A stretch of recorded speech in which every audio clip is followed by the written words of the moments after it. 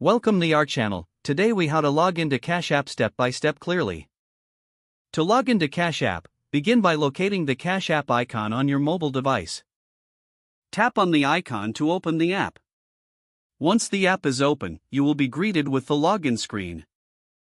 Enter the phone number or email address associated with your. After entering your information, tap the Sign In button. If you have an account linked to this number or email, you will receive a verification code. Check your phone or email for the code. Enter the verification code in the designated field within the app. Once you've entered the code, tap Confirm to proceed. If your code is correct, you will be successfully logged into your Cash App account. You can now access your account's features and functionalities.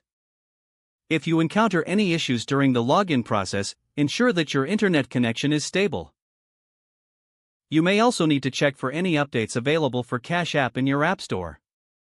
If you've forgotten your password, select the Forgot Password option on the login screen. Follow the prompts to reset your password and regain access to your account.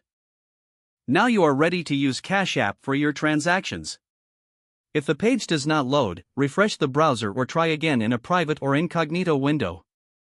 Make sure you are using the correct email address, then retype it carefully to avoid small typos. If your password is not accepted, use the reset option and create a new strong password you can remember. Check your spam folder for verification or security emails, then complete any requested confirmation steps. Enable two-factor authentication if available to improve account security and reduce unauthorized access risk. After signing in, review your profile details so your contact information and settings are accurate and current.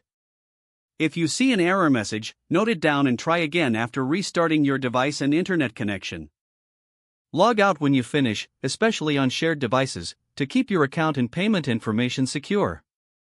If the page does not load, refresh the browser or try again in a private or incognito window.